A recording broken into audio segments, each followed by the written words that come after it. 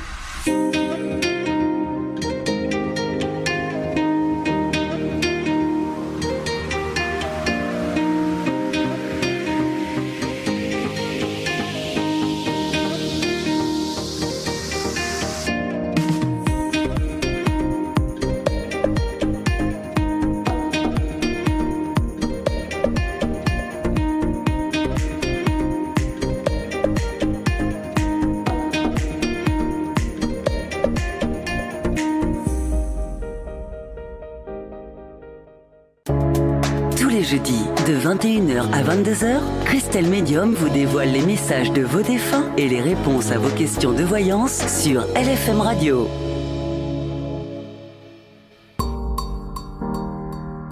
Bonsoir à tous, bienvenue sur LFM Radio. Je vous retrouve ce soir pour une émission sur les lieux et les maisons hantées.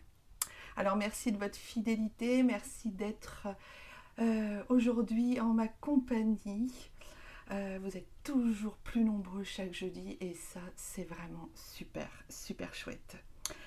Alors aujourd'hui donc je vais vous parler des maisons et des lieux hantés. Je vais d'abord me présenter, je suis Christelle, je suis médium, voyante et magnétiseuse. Ce soir nous allons passer et partager un moment ensemble. Je vous invite chez moi, dans mon monde qui est la médiumnité, l'au-delà, les mondes parallèles et les autres plans d'existence. Installez-vous confortablement. Imaginez que je vous invite chez moi, dans mon salon, au coin du feu, dans un endroit cosy, à la lumière chaude des bougies, et asseyez-vous, on va bavarder. Alors prenez un bon thé, un café, une tisane, et ce soir, notre sujet sur les lieux et les maisons hantées va, je l'espère, vous apprendre des choses que vous ignorez peut-être. Vous avez été très nombreux à faire écho, à me répondre, à m'envoyer des messages pour me dire que ce sujet vous parlait à beaucoup d'entre vous. Vous êtes nombreux aussi à avoir vécu des phénomènes paranormaux, de phénomènes en tout genre dans les lieux, vos lieux d'habitation, dans vos lieux de vacances, dans des endroits vraiment. Donc ce soir, c'est une émission pour vous tous que l'on fait tous ensemble. Et je trouve que ce sujet des lieux et des maisons hantées est vraiment super parce que c'est vraiment un sujet qui passionne beaucoup de monde. Mais avant de commencer et de rentrer dans le vif du sujet, je vous rappelle que dans cette émission, vous pouvez poser vos questions de voyance. Alors vous avez une problématique, une question qui vous taraude, qui vous trotte dans la tête, ou vous souhaitez juste savoir votre avenir. Sur le site de LFM Radio France, vous allez trouver une petite icône avec écrit « Posez votre question » et vous pourrez alors envoyer celle-ci ce soir. Il me faudra votre prénom, votre date de naissance et un pseudo si vous avez envie de garder l'anonymat. Alors, je ne réponds cependant pas aux questions qui sont destinées à une tierce personne. Et je rappelle que la voyance est une vision dans le futur proche de plus ou moins de 6 mois. Elle est pratiquée avec les énergies du moment qui vous appartiennent et vous sont propres à cet instant. Vous avez toujours votre libre arbitre pour faire votre choix et votre vie. Cependant, des choses s'accompliront, ça, soyez-en sûrs. Et lâchez prise, observez et surtout, vivez. Voilà. C'est les petites recommandations que je donne toujours en fin de séance pour mes voyances parce que c'est important d'avoir vraiment enfin voilà, de savoir exactement comment ça fonctionne. Comme je vous dis, c'est les énergies vraiment du moment qui vous appartiennent au jour d'aujourd'hui pour cette voyance. C'est pour ça que je demande aussi des photos. Quand je demande des photos, je les demande de moins d'un mois. Voilà. Alors, sur les réseaux sociaux, vous pouvez me retrouver sur mon Facebook, mon compte Christelle Tino, Christelle Medium, ma page Christelle Medium LFM, mon groupe Christelle Medium Spirit Clairvoyante et Guérisseuse. C'est un groupe où j'essaye de partager et puis d'autres partagent aussi quelques petites choses qui ont un rapport avec la médiumnité, avec le paranormal. Donc voilà, chacun peut mettre une petite publication, c'est sympathique et puis ça fait bouger un peu le groupe et puis moi de temps en temps j'en mets aussi. Vous avez aussi mon Instagram, Chris la Médium, alors K-R-Y, la Médium. Vous avez aussi ma chaîne YouTube, tous les abonnés la connaissent, Christelle Medium, l'essentiel du cœur. Et je remercie tous les abonnés, les nouveaux abonnés, tous les auditeurs de LFM Radio qui se sont abonnés récemment et qui ont fait passer la barre des 1000 abonnés ce matin. Donc je vous remercie tous mes abonnés, je les remercie vraiment du fond du cœur et c'est vraiment avec ça que je travaille, avec l'essentiel du cœur. C'est pour ça que ma chaîne YouTube s'appelle comme ça. Donc je remercie en fait tous ces participants, tous ces abonnés et puis j'ai à peu près plus de 120 vidéos sur cette chaîne YouTube. Vous pouvez donc retrouver tous les sujets, vraiment tous les sujets. Et vous pouvez aussi me retrouver en replay par rapport à cette émission en week-end. Je poste en général le week-end l'émission du jeudi. Et vous retrouverez donc toutes les autres émissions que j'ai fait précédemment. Donc, vous ne pouvez pas en rater une, en fait. C'est impossible. Vous avez toujours ce support de ma chaîne YouTube pour pouvoir me retrouver. Vous avez aussi, très important, le site de la radio www.lfmradiofrance.fr. Là aussi, vous pouvez me retrouver mes vidéos. Et puis, vous retrouvez des informations. Vous pouvez retrouver aussi tous les chroniqueurs de la radio et toutes leurs émissions. Et puis, beaucoup de musique. Il y a vraiment du bon son. Donc n'hésitez pas à aller l'écouter. Et vous avez aussi mon livre sur Amazon, Rendez-vous avec l'au-delà, avec mon nom d'auteur, Christelle Tino, T-I-N-O-T. Vous pouvez donc vous le procurer sur Amazon. Pour ceux qui sont un petit peu plus réticents pour Amazon, vous pouvez me le demander en message MP et vous l'aurez du coup, pour le coup, dédicacé. Voilà, écoutez, je pense que j'ai fait le tour. Je vais d'abord, comment vous dire, oui, je vais commencer l'émission. Et puis, alors, j'ai pris énormément de notes, parce que j'ai énormément de choses à dire ce soir. J'espère que je ne vais pas déborder sur le timing, mais j'ai beaucoup de choses à dire ce soir sur le sujet, parce que c'est un sujet qui est tellement passionnant. Et je ne voulais pas me restreindre, en fait, à ce sujet avec des choses très banales ou très communes que vous connaissez déjà sur les maisons et les lieux hantés. Je voulais vraiment en fait aller chercher, aller trouver des petites histoires, des anecdotes et puis des choses que vous ne connaissez peut-être pas. Donc même si vous connaissez ce sujet et qui vous passionne, j'espère que ce soir vous allez pouvoir apprendre des choses et que je serai au moins satisfaite de pouvoir vous les communiquer. Donc c'est parti. Alors, les maisons et les lieux hantés. Alors, une maison et un lieu hanté, en fait, c'est un endroit ou une demeure réputée pour être occupée par des esprits, en fait, des fantômes ou toute autre force surnaturelle. Et où en fait, il se produit en fait des phénomènes paranormaux inexpliqués. La maison hantée se distingue évidemment de la maison possédée, où les esprits maîtrisent les habitants. En fait, vous pouvez avoir une maison hantée, mais sans qu'elle soit possédée. Quand elle est possédée, c'est que vraiment les esprits qui s'y trouvent, les entités qui s'y trouvent, même les poltergeists qui s'y trouvent vraiment maîtrisent les habitants, maîtrisent les lieux et que vous pouvez plus, les personnes qui y habitent ne peuvent plus s'en sortir. Hein. Vraiment, ils ne seront plus du tout maîtres de leur logement. Les poltergeists, alors, sont des phénomènes paranormaux spontanés et répétitifs. Alors, ils se manifestant par des déplacements d'objets, par des coups sonores, etc. Vous savez, un peu comme dans les films d'horreur sur le sujet. En fait, il y a beaucoup de films là-dessus où vous voyez, hein, même des documentaires, hein, les objets volent, des objets même très lourds, hein, peuvent se retourner, voler en éclats, et vraiment, c'est très, très, très impressionnant. Donc dans ces lieux, en fait, il peut y avoir aussi une énergie démoniaque. Alors ça, c'est une énergie qui est vraiment celle qu'aucun d'entre nous n'a envie de connaître, de rencontrer. Et elle maîtrise en fait les habitants et le lieu. Donc en fait, c'est vraiment une entité démoniaque, c'est ce qu'on appelle communément un démon qui essaye de s'emparer en fait des habitants, d'un ou plusieurs habitants, et qui prend possession des lieux et qui maîtrise tout ça à sa façon, à sa sauce. Et il n'y a que l'exorcisme qui peut vraiment enrayer le phénomène, parce que là, ça va vraiment très loin. D'ailleurs, je vais vous raconter une histoire et une anecdote personnelle sur le sujet. Malédiction fantôme, bruit suspect, grand classique des peurs populaires, les maisons et les lieux hantés, en fait, effraient autant qu'ils fascinent. Alors, ça fait peur autant que ça peut vous fasciner. Et je pense que c'est pour ça que vous êtes là ce soir à écouter l'émission. Parce qu'il y en a beaucoup d'entre vous qui ont très très peur et il y en a beaucoup d'entre vous qui sont fascinés. Et ça oscille entre les deux. Je l'ai vu, j'ai parlé avec certains d'entre vous cette semaine par rapport à ce sujet.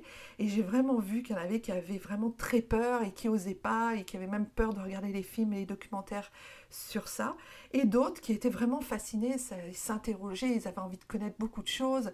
Voilà, donc c'est ou tout l'un ou tout l'autre, et puis il peut y avoir entre les deux, mais c'est plutôt où on a peur, où on est fasciné. Donc voilà. D'ailleurs, lorsque l'on demande aux gens ce qu'ils pensent sur le sujet, en fait, beaucoup répondent et font référence aux films d'horreur, évidemment, comme vous allez deviner, comme Amityville, qui est la référence en ce domaine.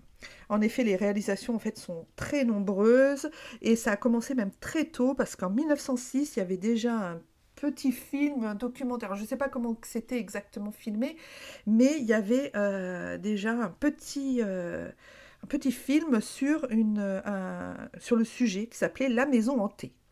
En 1980, vous avez tous vu, je pense, Shining.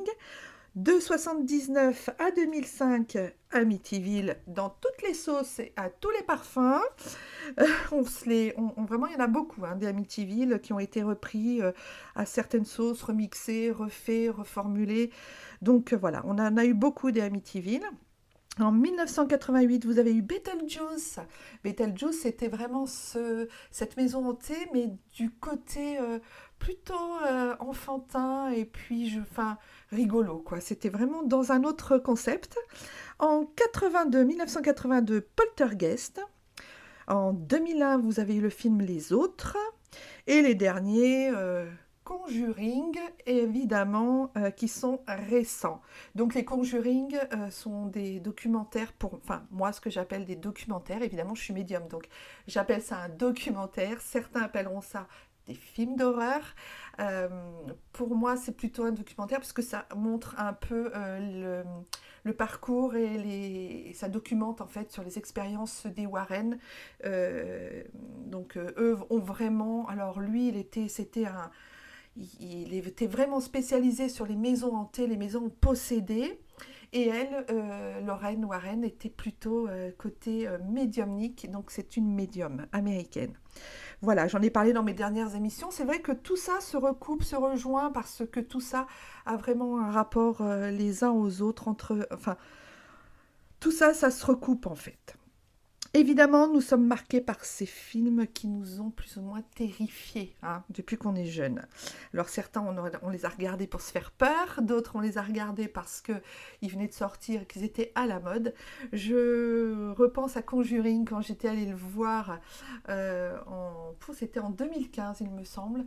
Il y avait des passages du film où c'était vraiment terrifiant et je me souviens les gens sur la rangée de chaises, enfin de fauteuils du cinéma sautaient de sursaut et faisaient bouger les chaises. C'était vraiment les fauteuils. C'était vraiment très, très spécial, très rigolo. Je trouvais ça assez marrant, quoi. Les lieux chargés d'histoire aussi dégagent des énergies très spéciales. Les raisons pour lesquelles les fantômes reviennent. Alors, c'est parce qu'ils sont soit attachés au lieu, comme les châteaux, par exemple. Dans les châteaux, vous avez souvent des entités, des esprits qui ont vécu dans ce lieu et qui ont eu ce lieu dans leur vie, qui ont été d'une importance vraiment très, très, très forte. Et du coup, ils sont attachés au lieu et ils reviennent en fait hanter les châteaux. Je vous dirai après pourquoi les châteaux sont hantés plus que les autres lieux et les autres maisons. Donc il y a aussi des maisons hantées, évidemment. Alors, ces défunts, donc ces esprits, ils sont attachés soit parce qu'en fait, ils ne trouvent pas ce qu'ils cherchent dans l'au-delà, soit parce qu'ils sont, comme je vous dis, attachés au lieu, et là, pour le coup, ils sont chez eux, quoi. Donc ils n'arrivent pas à comprendre, bah non, on est chez nous, et vous, à la rigueur, vous êtes là, mais qu'est-ce que vous foutez là, quoi? Un peu ça. Donc voilà. Alors ils deviennent en fait des fantômes qui sont avides à la recherche d'énergie pour pouvoir survivre, parce que toute entité esprit défunt a besoin, certains ont besoin de notre énergie pour pouvoir se nourrir et pour pouvoir continuer à poltergeister. Je ne sais pas si on peut le dire en tant que verbe. Donc voilà, pour continuer à apparaître et avoir comment je pourrais dire, avoir beaucoup d'énergie pour pouvoir apparaître et faire bouger des choses et tout ça. Donc c'est vrai que pour eux, ils ont besoin de cette énergie, et qui de mieux ne peut leur donner, c'est bien nous en tant que vivants, parce que nous on a beaucoup d'énergie et ils sont avides de ça. Donc c'est un peu glauque, je vous l'avoue. Voilà, donc après certains défunts aussi, ils errent parce que à leur mort en fait, comme leur mort a été très brutale, ils ne se sont pas rendus compte en fait, ils n'ont pas pris conscience de leur mort, et certains se servent de nous, comme je vous l'ai dit, comme nourriture énergétique. Donc c'est vrai que c'est vraiment un phénomène particulier pour pouvoir avoir... ils se nourrissent, ils ont besoin de se nourrir pour pouvoir évoluer. Alors, le froid, l'humidité, la pénombre, l'obscurité, en fait, font le parfait combo pour leur apparition. C'est-à-dire que si vous avez, alors par exemple, parfois seulement que le froid, que l'humidité, que l'obscurité, par exemple, mais vous pouvez avoir les trois, en fait, le froid, l'humidité et l'obscurité. Donc, c'est pour ça, par exemple, comme je vous disais tout à l'heure, les châteaux. Parce que dans un château, qu'est-ce qui se passe? Il fait toujours froid, il y a toujours beaucoup d'humidité, et il y a toujours de la pénombre et de l'obscurité. Il y a aussi les vieilles bâtisses, les sous-sols, les caves, les lieux proches de l'eau aussi, beaucoup. Ils aiment beaucoup ça parce que c'est humide. Voilà. Donc, il y a des pays comme ça où il y en a un peu plus que d'autres. En Islande, en Écosse, en Angleterre, en Irlande, en Autriche, en France, aux USA aussi, il y en a. Alors regardez tous ces lieux et observez que cela se produit souvent avec ces trois références, le froid, l'humidité et l'obscurité. Et oui, quand vous pensez à l'Islande, vous pensez au froid, à l'humidité. Et quand vous pensez à l'Écosse, vous pensez au château. C'est pour ça qu'en Écosse, il y a beaucoup de phénomènes de maisons hantées, parce qu'en fait, il y a ces trois références, obscurité, froid et humidité, qui sont vraiment, je vous dis, en lien. Et quand vous avez les trois, alors là, ça marche, ça peut marcher du tonnerre, mais vraiment. Donc voilà. Et ils font aussi... Alors ces phénomènes sont aussi, sont aussi très intéressés et intéressantes, parce qu'il y a des équipes de chasseurs de fantômes. Alors j'adore quand on dit chasseurs de fantômes. genre on est des chasseurs, on va les chasser. Non, non, non. Les chasseurs de fantômes sont des personnes qui vont faire des enquêtes en fait dans ces lieux pour voir, c'est des équipes de paranormal en fait qui enquêtent sur des phénomènes et ils le font le plus souvent et presque toujours la nuit. Je ne sais pas si vous avez remarqué, mais quand vous faites appel à une entité, vous voulez parler aux fantômes, vous voulez rentrer en contact, souvent, vous choisissez la nuit. Voilà, c'est rarement le jour, mais la nuit souvent. Donc c'est pour ça, il y a une question d'obscurité par rapport à ça aussi. Donc, et puis quand il pleut aussi, quand il pleut, il y a de l'orage, c'est vrai que ça accentue l'humidité, l'orage c'est électrique, ça a des énergies électriques, donc ça aussi, ça augmente. C'est pour ça que dans les films d'horreur, souvent il y a des orages, il y a un bruit de fond d'orage derrière où il se passe des choses toujours quand il y a un orage ou des éclairs. Je ne sais pas si vous avez remarqué, c'est vraiment ça. Et c'est explosif du coup, et les ressentis et les phénomènes sont aussi bien captés à ce moment-là. Donc toutes ces équipes de chasseurs de fantômes, en fait, ils ont beaucoup de matériel. Ils ont comme par exemple les K2. Alors c'est des appareils qui mesurent les rayonnements électromagnétiques émis. Alors ils permettent aussi de capter s'il y a une énergie. Moi, mon K2, je m'en sers quand vraiment j'ai un doute j'ai un doute, par exemple, quand par exemple je contacte un défunt, que j'ai un doute ou qu'il y a beaucoup de rayonnement électromagnétique, mais je vais y arriver, il y a beaucoup de rayonnement électromagnétique. Là, c'est vrai que je le sens, donc je prends mon K2 en fait, et je regarde à quel niveau il se trouve. Donc en fait, vous avez le vert, le jaune et le rouge en pointillé qui s'allument. Donc quand ça va au rouge, c'est qu'il veut dire vraiment, il y a quelque chose de très très fort. Donc il y a beaucoup d'énergie, il y a beaucoup de rayonnement. Et puis quand c'est côté jaune et que ça ne bouge pas, là vraiment c'est qu'il n'y a rien, il n'y a pas grand chose. Alors ne croyez pas que c'est en allant dans un cimetière avec un K2 que vous allez recevoir le plus d'énergie et d'entité. Souvent, je suis désolée de vous le dire, mais les défunts ne sont pas, les esprits ne sont pas forcément dans les cimetières. Les cimetières restent des endroits où les incarnés, les vivants se recueillent, mais les défunts, les esprits, les entités ne sont mais vraiment que très rarement dans les cimetières, sachez-le. Donc voilà, alors il faut savoir aussi que le téléphone portable peut créer des ondes qui brouillent en fait les K2. Hein.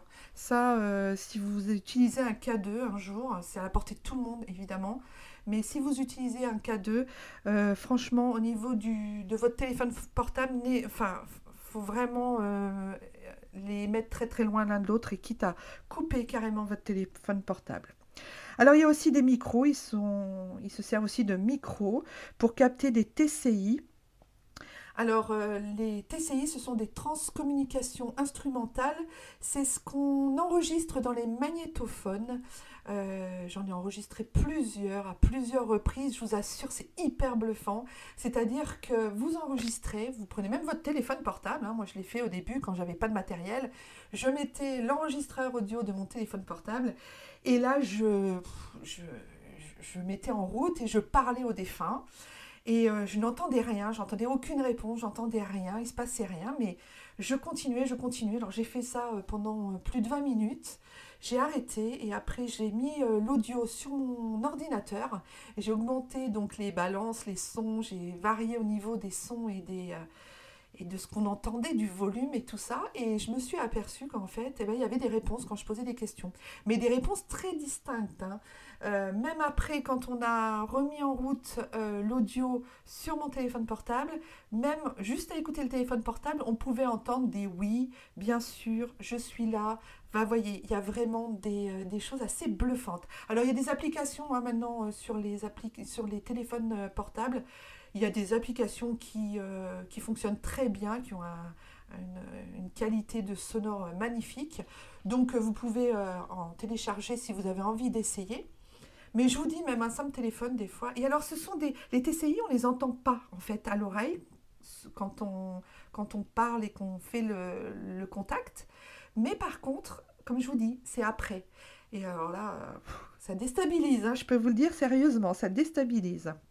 Donc en fait, toutes ces équipes de chercheurs de paranormal cherchent en fait des preuves, voilà, parce que ce qu'ils veulent, c'est vraiment prouver qu'il y a des choses, prouver que ça existe. Donc ils sont aussi souvent accompagnés de certains médiums qui peuvent les aider grâce à leur capacité médiumnique. Et puis certaines personnes aussi qui sont sensibles et qui arrivent dans une maison ou un lieu qui peuvent ressentir des choses.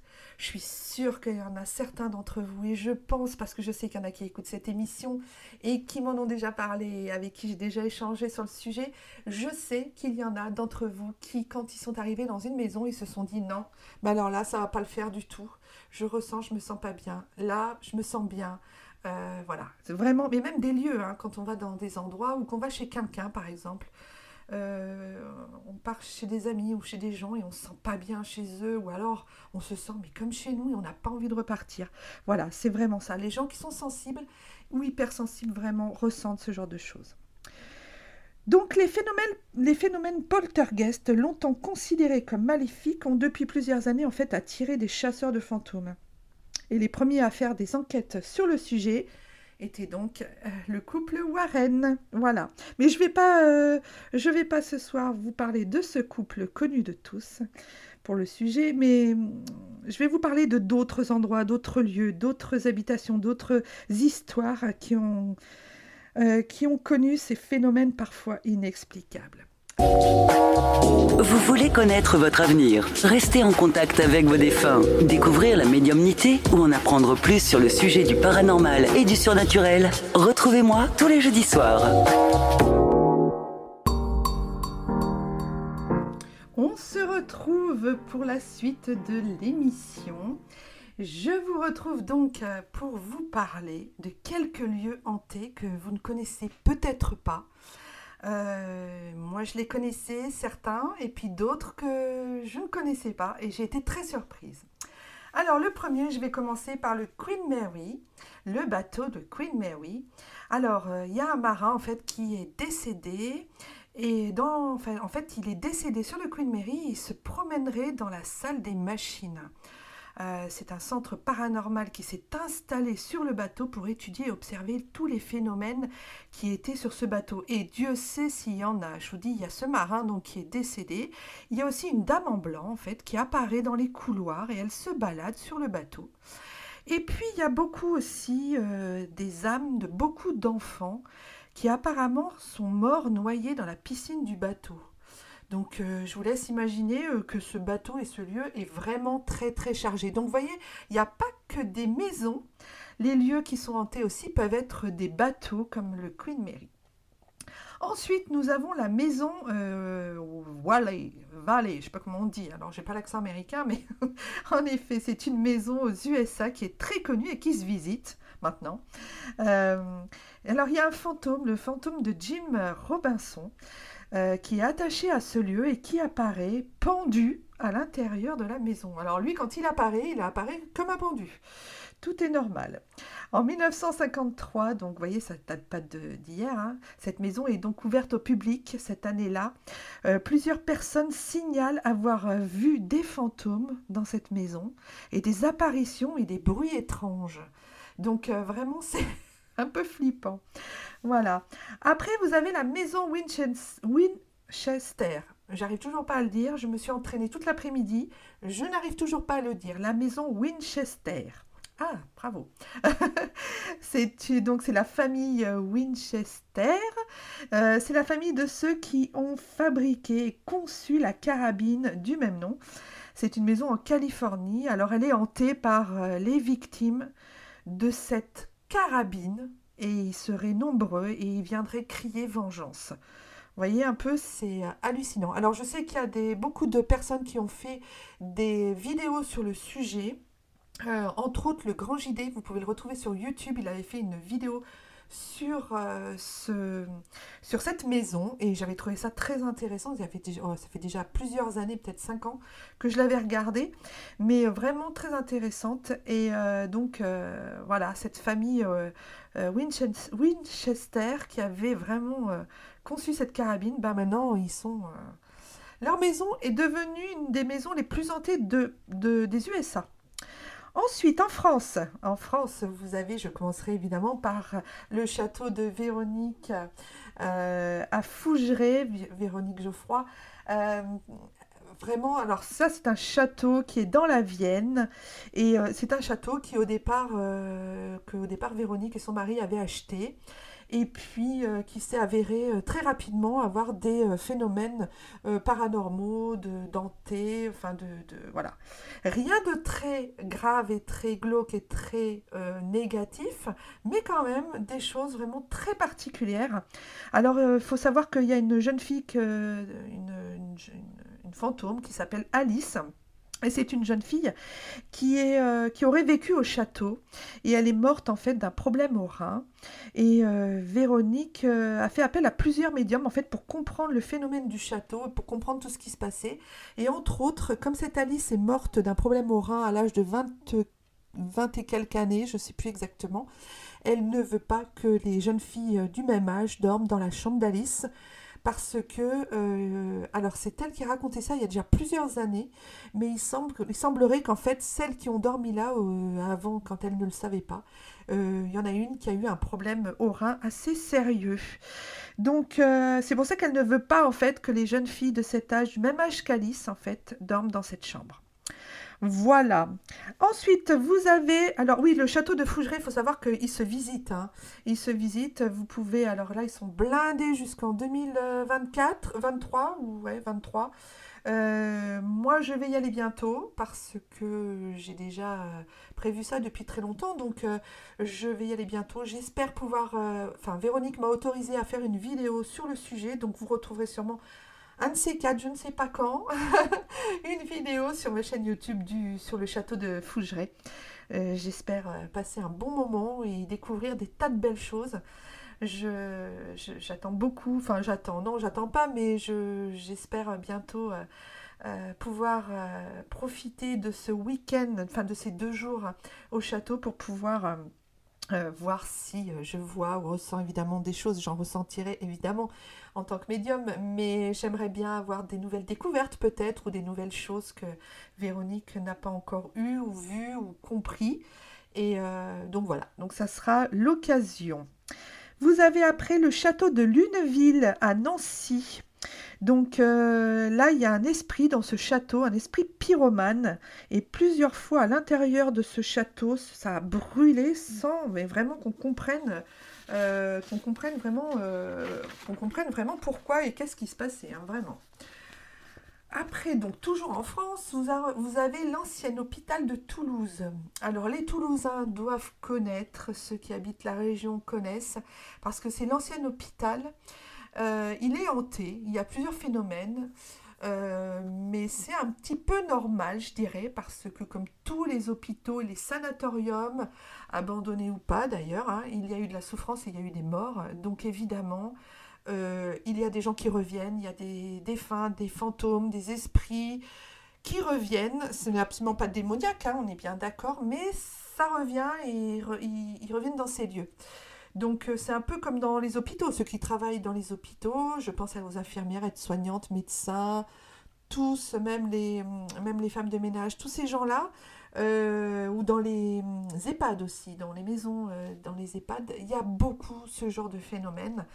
D'ailleurs, ça me fait penser qu'il y a un film de Stephen King qui s'appelle Dr. Sleep sur le sujet. Il est assez fabuleux et c'est la suite de Shining avec Damien, le fameux petit Damien qui a grandi et qui vient en fait, qui poursuit sa vie et on le voit. Et avec ce qu'il a vécu petit, il travaille dans une maison de retraite. Donc, si ça vous intéresse, vous pouvez aller le voir. Ça s'appelle Dr. Sleep. Puis non, sinon aussi, il lit en livre. Hein. Vous l'avez aussi en livre pour ceux qui aiment lire. Donc, en fait, dans cet hôpital à Toulouse, une salle était réservée au spiritisme au début du siècle. Donc, ils avaient créé une salle où ils faisaient beaucoup de spiritisme. Parce que je pense que ça devait être bien chargé, bien l'endroit, donc le froid, l'obscurité, la pénombre et puis l'humidité. Hein. Ça devait être vraiment dans ce cas, ça devait vraiment pouvoir dégager des belles énergies. Donc ça c'était au début du siècle et ils ont créé encore plus d'énergie dans cet établissement. Et il y a eu en fait des fantômes. Alors il y a une femme qui aurait posé pour un peintre. D'après ce qu'on dit, il y a une femme donc dans cet hôpital qui aurait posé pour un peintre. Et elle a donc été assassinée par celui-ci. Et elle revient hantée par des bruits, des apparitions, ce lieu en fait. Et donc nous avons aussi, alors je vais vous raconter une petite histoire très personnelle de ce qui m'est arrivé en Guyane par rapport à un phénomène, alors c'est un phénomène de hantise, mais c'est surtout, alors c'était une maison hantée en fait, mais c'est surtout aussi une expérience d'entité démoniaque que j'ai vécue. Alors ceux qui me suivent sur les réseaux sociaux, dans mon Facebook et sur mes réseaux sociaux, même sur Instagram, j'ai publié il y a déjà quelques jours, voire 1 ou 2 semaines je crois, mon expérience par rapport à ça avec des photos à l'appui. Donc si ça vous intéresse, vous pouvez aller retrouver tout ça sur mon Instagram et mon Facebook. J'en ai parlé, mais là je vais vous raconter l'histoire. Alors je vais essayer de faire bref, parce que je suis une grande bavarde, mais je vais essayer de faire bref et vraiment vous expliquer ce qui m'est arrivé parce que ça a marqué réellement ma vie à tout jamais. Et sur mon lit de mort, je peux vous dire que je m'en souviendrai encore. Donc c'est pour vous dire comment ça m'a vraiment beaucoup marqué. Donc nous sommes en Guyane, on arrive en fait en Guyane en 2017, ma famille et moi. On cherche une maison en fait à louer. Et il y a beaucoup de maisons qu'on visite qui ne nous plaisent pas et on est assez désespéré, enfin surtout moi je suis assez désespérée parce que j'ai plus qu'un joker, le fameux joker comme on appelle ça, dans ma poche pour que je sors en fait parce que toutes les autres maisons ne nous ont pas plu et je me dis eh ben il y a peut-être celle-là encore, peut-être que celle-là va leur plaire, peut-être qu'on y sera bien, donc on décide quand même de la visiter. Et puis, je l'avais gardé sous le coude quand même, quand j'avais fait mes recherches en métropole avant de partir. Je l'avais gardé sous le coude parce que je me disais, il se peut qu'au cas où, voilà, toujours le plan B. Donc voilà. Puis j'avais des bons, enfin je sais pas, elle m'attirait en fait. C'est exactement le mot, c'est qu'elle m'attirait cette maison. Donc je m'étais dit, bah au pire du mieux, hein, comme on dit, on la prendra et on ira la visiter. Donc on la visite, je la trouve très belle, elle est très jolie, elle est très belle, elle est très, c'est vrai elle était vraiment magnifique, mais je ressens des basses énergies à certains endroits de la maison. Mais bon, on décide de la prendre, on décide de la louer, tout le monde est content. Alors moi, ma famille est contente, mes enfants sont contents, donc c'est ce qui compte pour moi. Donc je décide en fait de la louer et puis de nous y installer. Mais très vite, à certains endroits de la maison, je ressens vraiment des trucs bizarres. J'ai l'impression d'être regardée.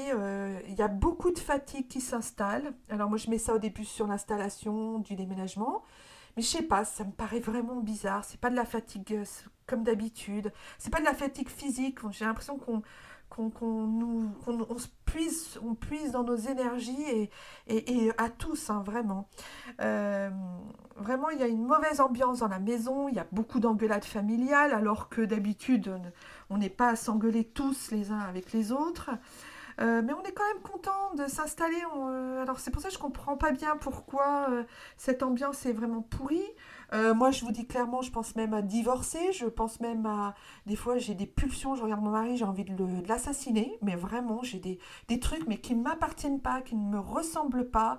Des pensées, mais vraiment très, très violentes.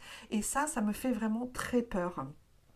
Et j'ai beaucoup de violence en moi, donc chose que je ne comprends pas et qui ne m'est absolument pas habituelle. Je suis plutôt une pacifique en fait. Donc il y a vraiment des mauvaises ondes entre nous. Et puis j'avais l'impression de n'être jamais seule dans la maison en fait. J'avais l'impression d'être épiée quand j'étais dans la cuisine. Il y avait une espèce de petit couloir qui amenait à une buanderie et là je me sentais tellement mal, c'était horrible. Et puis dans notre chambre aussi parentale, dans notre chambre à coucher, c'était vraiment l'horreur. En fait, je me couchais, mais j'avais l'impression que quand je dormais, il y avait quelqu'un au bout du lit qui me regardait concrètement. Et j'étais mal à l'aise, mais vraiment mal à l'aise, et puis j'avais peur, quoi. Et alors là, quand la peur s'installe, je vous dis, c'est pas bon du tout. On avait aussi dans notre suite parentale, on avait des toilettes. Et dans ces toilettes, vraiment, ça sentait la mort. Ça sentait pas les toilettes quand elles sont pas nettoyées. Enfin, je vous passe les détails, mais ça sentait vraiment la mort. La mort a une odeur très particulière. Ceux qui l'ont déjà senti savent de quoi je parle. Mon mari faisant un travail où il est en rapport avec ça, je peux vous dire qu'il disait tout le temps, ça sent pas les toilettes, ça sent la mort.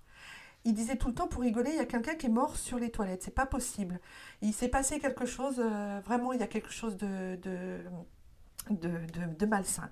Et puis j'avais des amis qui étaient venus et leur fille avait beaucoup de ressenti, de capacité, elle avait beaucoup enfin, elle était vraiment très affûtée par rapport à ses capacités. Et elle ressentait beaucoup de choses. Et puis, donc, elle va dans les toilettes et elle me dit plus jamais j'irai dans tes toilettes, c'est l'horreur, il se passe un truc, il y a quelque chose de glauque. Elle était vraiment sortie en courant des toilettes. J'avais vraiment senti qu'il y avait quelque chose qui était vraiment pas terrible. Et puis, oui, comme je vous dis, donc au bout du lit, je me sentais pas bien du tout. Hein, et, je me sentais regardée.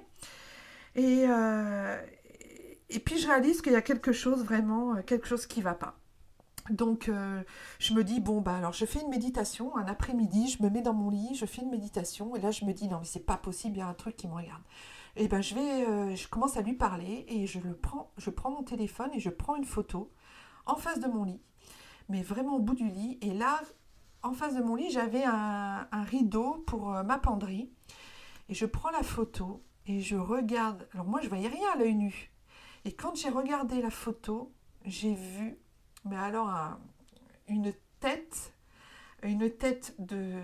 monstrueuse avec des grands yeux noirs, des espèces comme des cornes, enfin comme des espèces de petites cornes sur le haut du crâne, des oreilles gigantesques vraiment, et puis un regard mais à vous glacer j'étais toute retournée, j'étais vraiment terrorisée, mais vraiment, hein. Et puis voilà, comme je vous dis, bon, beaucoup d'odeurs, des objets qui disparaissaient. Le soir, on se couchait, on éteignait la maison. Le lendemain matin, on se levait, il y avait les lumières qui étaient allumées. Dans le salon, les ventilateurs, la télé, tout était allumé comme si personne n'avait rien éteint de la veille. Les lumières de la salle à manger qui clignotaient. On a changé les ampoules, rien à faire. L'électricien est venu, il s'est limite foutu de nous parce qu'il s'est dit c'est pas possible. Vous vous foutez de moi, il se passe, vous avez il se passe des choses électriquement, sont vraiment bizarres. Puis voilà, moi je lui ai parlé de ça à un moment, il m'a dit mais non mais vous êtes folle madame. Donc les lumières aussi, le luminaire de la salle de bain de notre chambre qui vacillait. Alors au bout d'un moment, je me suis dit, bah, je vais commencer à parler. J'ai commencé à poser des questions, à demander à ce que ça réponde par oui ou par non. Oui, un clignotement, non, deux clignotements. Et puis à un moment donné, j'ai posé une question, est-ce que vous êtes une entité démoniaque ou est-ce que vous nous voulez du mal? Et là, ça a répondu oui, clairement. Et là, mon mari m'a dit, arrête tout de suite, ça suffit, on arrête ça, là, ça craint. Donc voilà, puis alors la machine à laver est tombée en panne, enfin tous les électroménagers, tous les électroménagers tout neufs sont tombés en panne à une semaine d'intervalle les uns des autres. Il y en avait un qui tombait en panne, j'appelais le réparateur, il ne comprenait pas, ça se remettait en route. Une semaine après, c'était un autre électroménager, c'était infernal, des électroménagers tout neufs. Et puis un jour, j'ai eu un phénomène plus inquiétant que les autres, je vais dire. J'ai eu en me levant un matin, c'est ça que j'ai mis sur mon Facebook, en me levant un matin, j'ai eu sur mon genou, en fait, une griffure très profonde sur le haut du genou qui descendait jusqu'au niveau du tibia. Trois barres, en fait, trois griffes très, très, très profondes, trois traits très profonds, mais c'était pas une griffure, vous savez, des fois vous vous griffez la nuit, vous vous grattez sans vous en rendre compte, et puis après vous vous réveillez, ah bah tiens j'ai une petite griffure, j'ai dû me griffer pendant la nuit, ou voilà. Non, c'était pas du tout ce genre de choses, c'était vraiment une blessure. Vraiment, c'était profond, c'était ancré. Donc je vous laisse retourner, je vous laisse aller voir sur mon Facebook, hein, les photos y sont. Donc là, vraiment, je me suis dit, non mais là, c'est vraiment horrible. Il y a vraiment quelque chose qui se passe et qui est vraiment pas normal. Il faut que je fasse quelque chose. Donc ce même jour, j'ai décidé d'appeler ma maître Reiki de l'époque. J'en parle d'ailleurs dans mon livre. J'en parle donc dans mon livre et je lui ai téléphoné, je lui ai dit écoute, qu'est-ce que tu en penses? Et elle m'a dit appelle tout de suite, une amie qui s'occupe de faire ce genre de choses, qui s'occupe des maisons, qui s'occupe des entités, ce genre de choses. Appelle-la tout de suite de ma part. Moi, j'ai pas le temps de l'appeler, mais toi, appelle-la. Donc voilà, et le lendemain, quand je me suis levée, j'avais les pieds dans l'eau dans ma chambre. J'avais donc mon lit, jusqu'au lit, ça avait inondé jusque dans ma chambre. Et c'était les fameuses toilettes où ça sentait la mort. Et j'ai fait venir le plombier parce que ça pissait à grande eau, quoi. C'est vraiment le cas de le dire. Et je me suis dit, mais il y a quelque chose qui ne fonctionne pas. Il y a eu quelque chose pendant la nuit. C'est pas possible pour que ça gicle comme ça à grande eau. Et le plombier est venu, il m'a dit, écoutez madame, pour que ça se déclenche, pour qu'il y ait une inondation comme ça qui se déclenche, il faut que vous ayez tourné le robinet des toilettes, le gros robinet des toilettes, il faut que vous l'ayez tourné avec une clé à molette, vous savez, là, les clés pour forcer en fait. Et je ne m'étais pas levée de la nuit, personne ne s'était levé de la nuit, et ça s'était vraiment déclenché. Je lui avais dit, je vous jure monsieur que je n'ai rien fait, il n'arrivait pas à me croire. Donc voilà, donc je vous raconte un peu tout ça pour vous dire que donc cette personne, après tout ça en fait, cette personne est venue, je lui ai strictement rien dit. Je l'ai laissée faire évoluer dans la maison pour qu'elle voie vraiment où il y avait les problèmes, mais j'ai rien voulu lui dire pour voir si ce que moi j'avais ressenti et ce que je pensais était pas juste dans ma tête. J'avais besoin qu'on me confirme en fait. Et donc elle est arrivée et elle m'a dit là il y a un problème, là il y a un gros problème, là il y a quelque chose qui ne va pas, là tu as plusieurs entités, voilà. Et elle me dit, donc elle fait ses incantations, elle regarde tout ça, elle demande à ses guides et là elle me dit écoute, il y a eu de la magie noire qui a été posée sur la maison à sa construction, parce que souvent en Guyane quand il y a des constructions qui se font, souvent il y a de la magie noire parce que les gens ils ont des problèmes, enfin ils veulent le terrain, donc ils posent la magie noire pour que la personne n'ait pas, enfin voilà, que ça se passe mal, etc. C'est très fréquent en Guyane. Donc ça, elle me l'a confirmé, mais elle me dit surtout il y a un autre souci qui est plus embêtant que tout le reste. Et là je suis un peu inquiète parce que là c'est pas une entité, c'est pas un esprit humain désincarné, enfin un défunt. Et c'est pas non plus un esprit animal, c'est autre chose qui n'est pas ni humain ni animal. Et là, ça m'inquiète beaucoup plus. Donc j'ai tout de suite compris de quoi elle parlait. Et donc du coup, elle a nettoyé la maison avec de l'encens, le bol tibétain, les prières, le sel. Et elle a fait un vortex dans le jardin pour pouvoir, à un endroit bien précis qu'on lui a guidé, pour pouvoir évacuer en fait cette chose en faisant des prières. Alors elle a fait beaucoup de prières, un peu comme font les exorcistes. Elle a fait des prières qui vraiment faisaient bouger, on sentait les énergies qui bougeaient, c'était assez fort. Et puis elle a fait donc ce vortex et elle m'a dit je ferme le vortex à cet endroit. Tu dis au jardinier de ne pas toucher ces pierres à cet endroit, de ne plus jamais rouvrir ou retoucher à cet endroit. Elle a mis une bougie, comme je vous dis, elle a fait un autel en fait. Elle y a posé une croix, elle y a fait plein de choses. Et là, je peux vous dire, alors il y a certains, les plus sceptiques diront que c'est psychologique, mais je vous assure que non, parce qu'il y a des gens de ma famille qui n'étaient pas au courant qu'elle était venue, parce que j'étais pas super à l'aise avec tout ça, donc j'en avais pas parlé, puis je voulais voir un peu comment ils allaient réagir, sans le savoir, très honnêtement. Et du coup, après, tout ça est allé dans le bon sens, ça allait mieux, tout s'était apaisé, le calme était revenu, il y avait une meilleure entente entre les membres de la famille. Vraiment, on a retrouvé une énergie qui était apaisante et moins oppressante. On a senti aussi qu'il y avait de la joie, de la bonne humeur, qu'il y avait de la gaieté qui était revenue dans cette maison. Et on a été assez bluffés. Et même mon mari a trouvé qu'il y avait vraiment des des différences entre l'avant et l'après. Donc voilà, donc c'était pour vous faire part de cette petite histoire qui n'est pas si petite que ça, parce que je l'ai quand même racontée assez longtemps, mais je voulais vraiment mettre tous les détails pour que vous compreniez bien que c'est pas anodin des fois quand on ressent des choses, et il peut se passer vraiment des choses terribles dans des endroits, dans des maisons.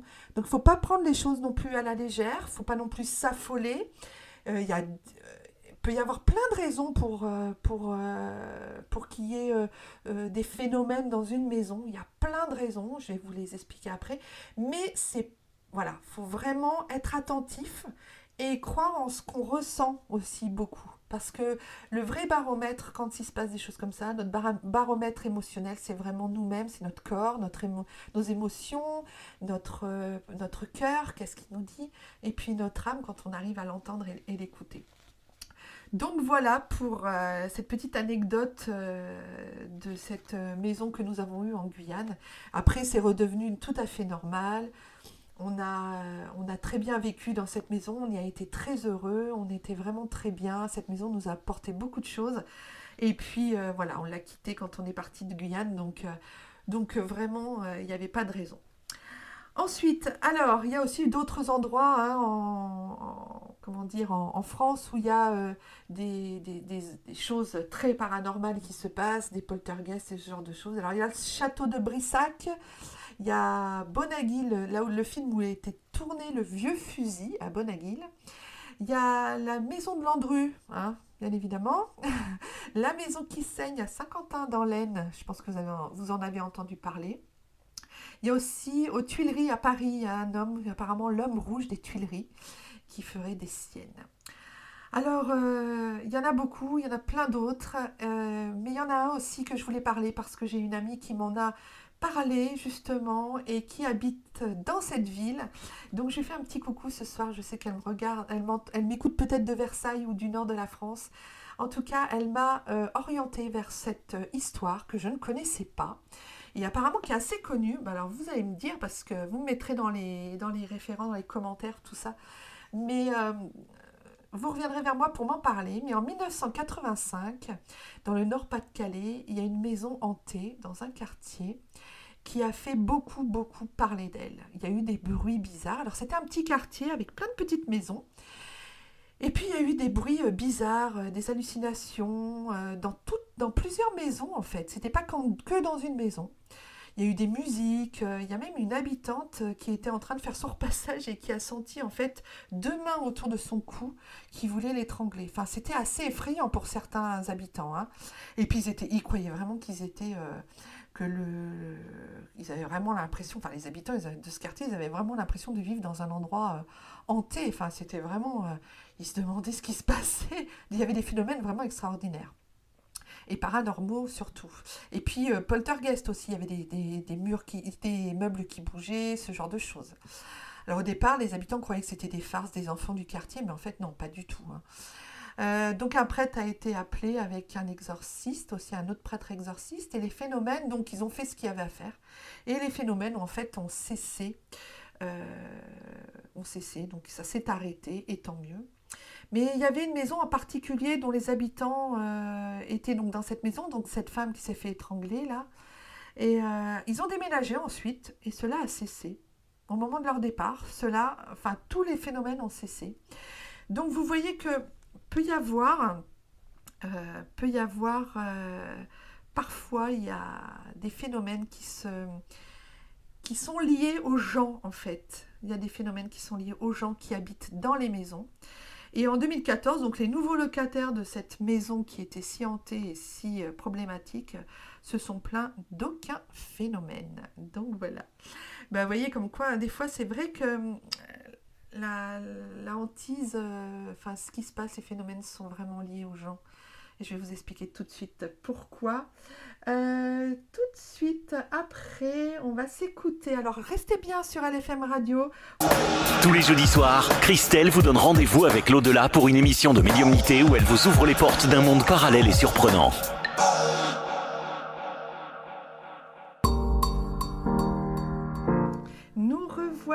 Me revoilà, je vous reprends. Donc après cette petite pause musicale, donc on va recontinuer à parler des maisons et des lieux hantés. Et puis vous expliquer aussi que parfois la hantise est attachée aux habitants du lieu et parfois pas. Alors, c'est ce que je vous expliquais juste avant cette pause musicale. Je vous expliquais qu'en fait, il se passait des fois des phénomènes qui étaient causés ou provoqués par les habitants qui habitent les lieux. Alors, souvent, c'est parce que les gens ces personnes-là sont des personnes qui sont sensibles, qui sont réceptifs. Ils ont souvent un mal-être, en fait. Donc, c'est pour ça que souvent, ce sont les adolescents qui déclenchent des phénomènes ou les enfants, parce qu'ils sont dans un mal-être et vraiment, ils créent des phénomènes malgré eux, inconsciemment. Ils ne s'en rendent même pas compte. Ils pensent que c'est l'extérieur qui crée le phénomène. Et en fait, c'est absolument pas le cas. C'est aussi à cause d'eux. Ça, souvent, les médiums le voient, s'en rendent compte, ressentent ça. Donc, c'est pour ça que je vous disais tout à l'heure, juste avant la pause musicale, je vous expliquais qu'en fait, il y a différentes choses qui peuvent déclencher des phénomènes de poltergeist ou même de hantise dans les maisons. Ça en fait partie. Alors, quand c'est plus inquiétant, comme je vous ai expliqué tout à l'heure avec des entités démoniaques, là, vraiment, c'est vraiment un niveau au-dessus. Et là, ça peut être très, très embêtant, vraiment très problématique parce que l'entité démoniaque peut prendre possession du corps physique, du corps éthérique des habitants de la maison, de ce lieu, ou des habitants du lieu, pour pouvoir s'exprimer, c'est ce qu'on appelle en fait les cas de possession. Et ces cas de possession, en fait, sont parfois très dramatiques, entraînent des grandes souffrances, entraînent vraiment des problématiques. Et il y a vraiment que le prêtre exorciste qui peut faire quelque chose en pratiquant l'exorcisme. Mais vraiment, voilà, c'est assez rare. Ces cas sont assez rares. Mais je peux vous dire que quand ça arrive, ça peut être vraiment très, très dangereux. Alors, il y a aussi nos défunts qui peuvent nous faire des signes, qui peuvent, comme je vous dis, au château de Fougeray par exemple, ce sont des défunts en fait qui reviennent, ils se matérialisent en tant qu'esprits, enfin ils arrivent, ce sont des esprits, mais c'est des gens qui ne vont pas faire de mal, qui vont vivre avec les personnes qui se trouvent dans le lieu ou la maison hantée, et ils ne vont pas avoir de mauvaises intentions, ils vont pas avoir de mauvais plans pour détérioriser les habitants. Au contraire, parfois, comme justement à Fougeray, ce sont des colocataires sur le château de Fougeray, c'est vraiment ça. Et Véronique l'explique évidemment très bien. Donc, ça peut être aussi nos défunts, et nos défunts aussi personnels, de notre famille, nos amis. Ils peuvent être pris, en fait, comme des manifestations de fantômes, car nos défunts, en fait, sont des esprits. Mais lorsque cela est négatif et que c'est une hantise ou que la maison est hantée, et que c'est néfaste, c'est une expérience, comme j'ai vécu en Guyane, une expérience d'entité démoniaque. Donc, vous voyez, il ne faut pas tout mélanger. Il y a vraiment toutes sortes de phénomènes qui peuvent apparaître dans ce domaine de maison hantée, lieu hanté, voilà. Donc, comme je vous le rappelle, il y a nos défunts qui sont là, qui peuvent revenir, nous faire des petits coucous, nous faire des petites surprises, puis ils aiment bien venir nous faire des petits coucous. Si vous voyez ce que je veux dire, pour ceux qui ont vu et écouté l'émission, parce que vous ne l'avez pas vu, mais écoutez l'émission sur les contacts défunts, ça n'a pas arrêté, il y a eu du plantage au niveau de la régie des studios, moi j'ai eu aussi des problèmes, voilà, quand ils veulent vraiment se montrer et ils veulent interagir avec nous, ils essayent de trouver tous les moyens par lesquels ils peuvent le faire, et parfois, des fois, c'est des plantages voilà, c'est des plantages d'informatique ou de choses qu'on n'a pas prévues.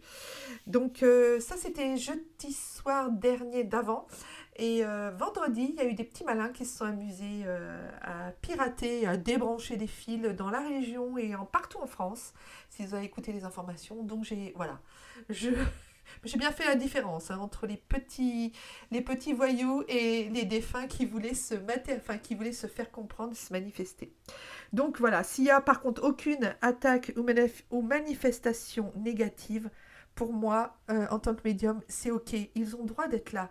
Ils ont le droit de faire partie, entre guillemets, de ce lieu et de ce château, de cette maison, de cette bâtisse, de cette école, de cet hôpital, de cette maison de retraite. Voilà, c'est aussi des lieux où ils peuvent être. Parce qu'ils sont, comme je vous le disais au début de l'émission, ils ne sont pas au cimetière. Ils ne sont pas au cimetière, ils sont partout, autour de nous, avec nous, pour nous. Donc voilà, c'est vraiment ça qu'il faut retenir.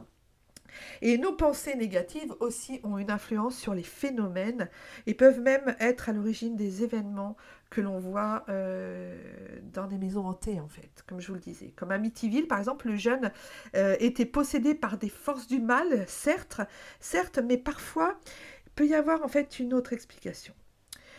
Donc le négatif attirant le négatif, par le mal-être d'un ado, par exemple dans une maison ou une famille, par de la maladie, par exemple, les gens qui sont très malades, des dépressions fortes, des pensées négatives, attention, les phénomènes peuvent arriver à ce moment-là. Donc voilà, c'est ce que font les médiums quand ils vont dans des lieux. Moi maintenant, je fais du nettoyage entre guillemets de maison. Je passe pas l'aspirateur, je fais plutôt du ménage en tant que paranormal. Mais c'est ce que au départ, j'interroge toujours les gens qui vivent dans le lieu, dans la maison. Je leur pose des questions bien précises, je vois à qui j'ai affaire, j'essaie de ressentir leurs énergies. On m'envoie des messages pour me dire si ça vient d'eux, si ce sont leurs défunts ou si c'est vraiment quelque chose de plus néfaste. Donc voilà, ça les médiums peuvent vraiment le faire. Alors en Angleterre, je vais vous raconter quelque chose parce que c'est très intéressant, j'ai trouvé ça très intéressant. Et je pense que là, on tient quelque chose. En Angleterre, en fait, pendant le confinement, donc dans les 2 dernières années qui se sont déroulées, les gens, en fait, sont restés chez eux, enfermés, avec de mauvaises pensées, évidemment. On était tous dans des mauvaises pensées quand on a été enfermés chez nous, à plus pouvoir sortir. Donc, et à ce moment-là, en fait, les chasseurs de fantômes anglais ont eu la surprise de voir une augmentation d'appels concernant des phénomènes de hantise chez les Anglais, chez eux. Alors c'est curieux, vous ne croyez pas? Parce que si les gens ont des problèmes dans leur relation ou beaucoup de stress à un moment dans leur vie, et le fait de rester enfermés comme ça, les uns sur les autres, à plus pouvoir sortir, on devient carrément dingue, j'avoue, on l'a tous vécu, on peut inconsciemment augmenter l'activité paranormale chez soi et déclencher des visions ou des ressentis. Alors c'est très particulier parce que pendant le confinement, en fait, vous avez été nombreux à vous éveiller, à ressentir des choses. Mais là, vraiment, les Anglais, enfin les chasseurs il y a une équipe de chasseurs de fantômes anglais qui ont bien vu ça et ils s'en sont rendus compte, ils se sont dit c'est fou quoi. Parce que les gens étaient tellement mal qu'ils ont déclenché des phénomènes malgré eux et inconsciemment. C'est ce que je vous disais juste avant, qu'ils peuvent vraiment déclencher les gens peuvent déclencher des choses comme ça très inconsciemment. Voilà. Et puis aussi vous dire que les curés bénissaient les maisons avant. Je ne sais pas si quand vous rentrez dans un lieu, vous faites appel à un prêtre pour qu'il bénisse votre maison ou est-ce que vous faites des prières? Est-ce que quand vous arrivez dans un lieu, moi je le fais, mais je prends possession, je demande à m'y installer. Mais c'est vrai qu'avant, dans les années, je dirais depuis 1700, je pense, les prêtres allaient dans les maisons et puis moi je sais que mes grands-parents, mes arrière-grands-parents demandaient la bénédiction du prêtre pour pouvoir, pour que leur maison soit saine, pour qu'ils puissent rentrer dans leur maison. Même les jeunes mariés, des fois, demandaient à ce que le prêtre bénisse leur maison avant qu'ils rentrent dedans, hein, quand ils s'y installaient en tant que jeunes mariés. Enfin, moi, j'ai entendu ça dans ma famille. Donc, je pense que aussi dans vos familles, ça a été le cas. Et maintenant, eh ben, en fait, non. Maintenant, on ne fait plus trop ça. Et puis, maintenant, on fait plutôt appel aux prêtres qu'exorcistes quand il y a des choses qui se passent et qui ne sont pas cool. Donc, voilà. Donc, en fait, il y a plusieurs phénomènes dans ces lieux de maisons hantées. Et chacun y verra, il trouvera sa réponse pour ce soir. Certains ne croiront en rien. Ça, c'est sûr qu'il y en aura. Jusqu'à ce qu'ils voient des choses, qu'ils ressentent, qu'ils vivent certaines choses. Alors, aux USA, 67% des gens croient aux fantômes et 16% affirment en avoir vu déjà un dans sa vie. Il y a même un site internet, ça s'appelle Died in House aux États-Unis, qui permet de savoir si quelqu'un est mort dans notre maison. Vous vous rendez compte ? C'est un truc de fou quand même. C'est comme si nous, on avait ça à l'échelle de la France. Bon, on n'est pas assez éveillé, évolué, je pense, par rapport aux États-Unis. On a encore beaucoup, plein d'autres pays qui sont très éveillés par rapport à tout ça. Et encore éveillés, c'est pas vraiment le mot qui convient, mais qui ont plus de cas et du coup, ils sont plus ouverts sur la question. Mais ils ont créé un site internet pour savoir. Je trouve ça assez fantastique pour savoir s'il y a des morts qui sont... Enfin, s'il y a eu quelqu'un qui est mort dans votre maison. Alors, voilà, et c'est important peut-être de le savoir, mais c'est vrai que c'est important de savoir ce qui s'est passé dans sa maison juste avant que vous y alliez. Et les Américains, les Anglais, les Écossais, les Islandais, etc. sont bien plus ouverts sur le sujet que nous, les Français. Les maisons hantées aux USA se vendent très, très, très, très, très cher, plus de 2 millions de dollars, même pour une petite maison, hein. Et il y a même des agences immobilières spécialisées dans les maisons hantées et dans les maisons de ce style et les bâtisses, enfin dans tous les lieux de ce style. Je ne sais pas si vous imaginez, c'est un truc de fou. Je terminerai par la France. En France, 54% des Français y croient et 12% ont déjà vu des fantômes. Donc, vous voyez, ce sujet des maisons hantées, des lieux hantés, vraiment, c'est un sujet, moi je trouve ça hyper intéressant, je pourrais vous en parler toute la nuit, mais je ne peux pas, je ne peux pas, par respect à vos oreilles, et puis en plus, et à votre sommeil surtout, donc je vais terminer sur le sujet. Je vais prendre et répondre aux questions de voyance qui m'ont été posées. Donc, et puis, écoutez, faites-moi des retours sur vos histoires de voyance, de hantise, de maisons hantées, de lieux hantés. Faites-moi des retours, envoyez-moi des commentaires, des mails, des messengers. Moi, je suis hyper intéressée par tout ce que vous vivez. J'adore ça, j'adore vous écouter. Toute la semaine, j'ai eu des retours, comme je vous ai dit, sur certaines personnes à qui c'est arrivé. Mais je suis sûre que dans toutes les personnes qui écoutent là, je suis sûre qu'il y en a encore plein qui ont vécu ça. Et des fois, parfois, ont peur d'en parler parce qu'elles ont peur d'être prises pour des folles ou des fous. Donc, je pense que c'est assez intéressant de pouvoir partager sur ce sujet. Je vous rappelle donc que sur ma page Facebook et sur mon Instagram, vous pouvez retrouver les photos qui sont en rapport avec l'entité démoniaque que je vous parlais en Guyane tout à l'heure, là, dans l'autre histoire, dans mon histoire, parce que ça fait partie de mon histoire aussi de médium, parce que après cette expérience, j'ai appris du coup à aller aider les autres personnes pour nettoyer les lieux, vraiment essayer de... Voilà. Alors je fais appel à des prêtres exorcistes quand il faut, hein, quand je ne peux plus gérer, parce que je n'irai pas faire un exorcisme. D'ailleurs, très peu de personnes font des exorcismes, ou alors des exorcismes mineurs, c'est ce qu'on appelle juste quelques prières pour dégager une entité qui serait faiblement accrochée. Mais sinon, il faut vraiment un prêtre exorciste. Et là, on n'a pas le choix de faire appel à ce genre de personnes. Je vais vous laisser maintenant, avant la voyance, avec une petite pause, avec une chanson. Alors, c'est un hommage, en fait c'est une grande pensée que j'ai pour mon ami Patrick Grosol qui habite en Martinique et qui est chanteur.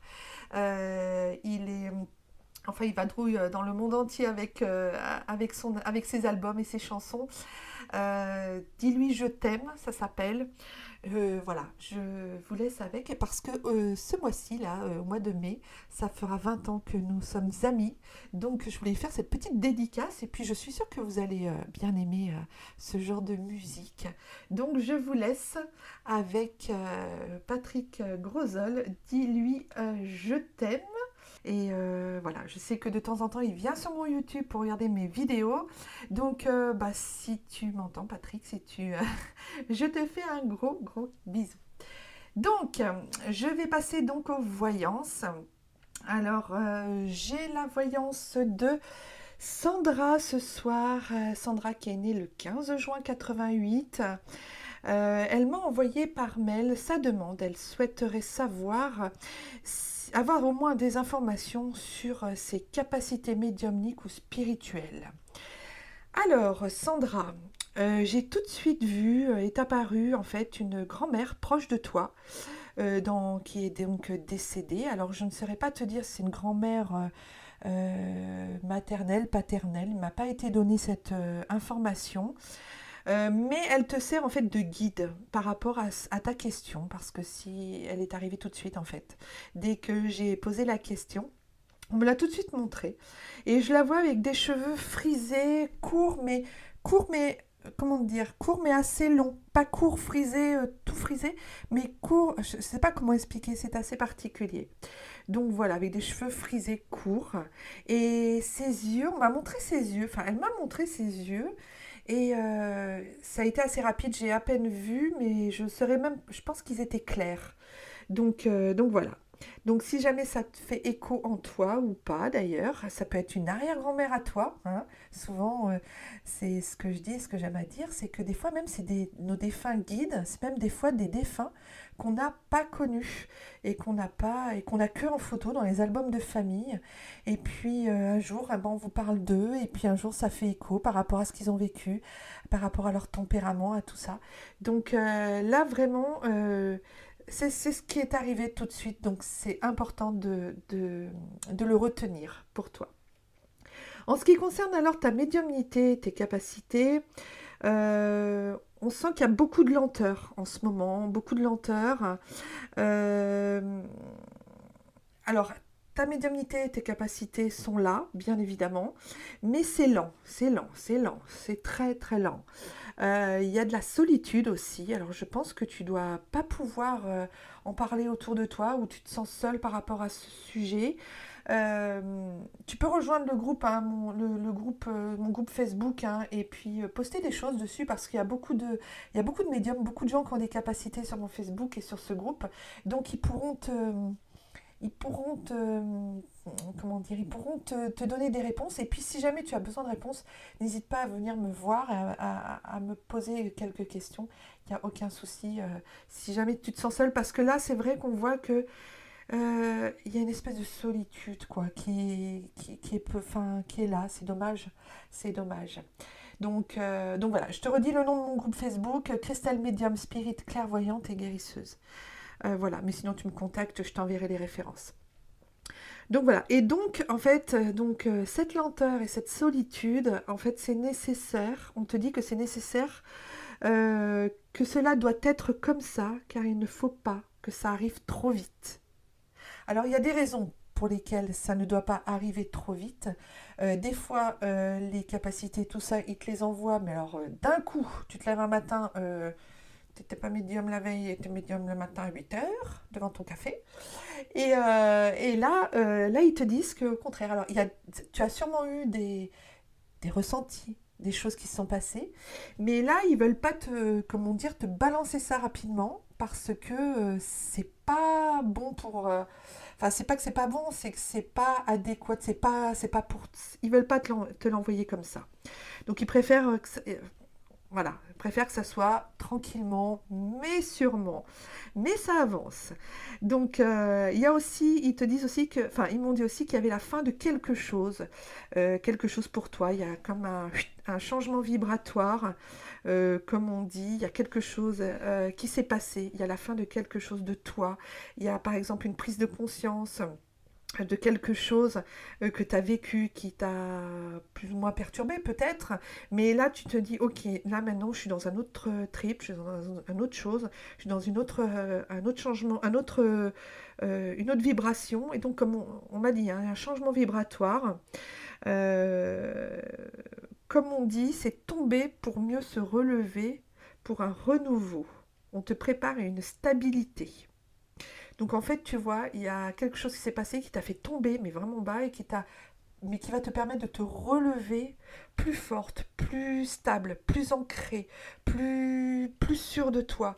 Et puis tu vas voir tout doucement, ça va se mettre en route. Parfois, il faut du temps, mais c'est pas parce que ça arrive vite que c'est mieux, c'est pas parce que ça arrive lentement que c'est mieux. C'est chacun. Chaque âme a pris la décision avant de s'incarner de comment elle allait évoluer dans plusieurs domaines. Donc là, on te prépare en fait à une stabilité, c'est-à-dire qu'une fois que ça va être acquis, que ça va être mis en route, ça va être stable. Donc il y a un ancrage aussi par rapport à ça. Tu vas mettre un moment, mais les choses vont se faire tranquillement, mais sûrement, on te dit. Par contre, une fois que ça va être là, c'est très très stable, comme je te le disais, avec de bonnes bases.